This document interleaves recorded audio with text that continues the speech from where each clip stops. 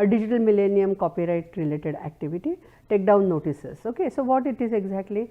So, it is obviously for the online infringement if it is happening.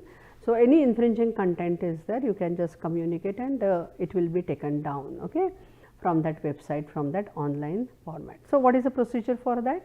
So, copyright owner can send a notice to the service provider, then include the specific information as required by the DMCA.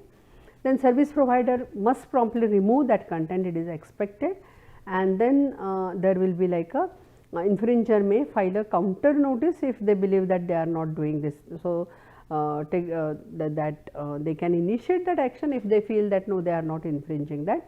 But yes, once the copyright owner do this communication, obviously generally these sites will not dare to keep that thing, they do not want any litigation. So, by safer side they will just immediately take down that particular copyrighted material. So, it is very simple.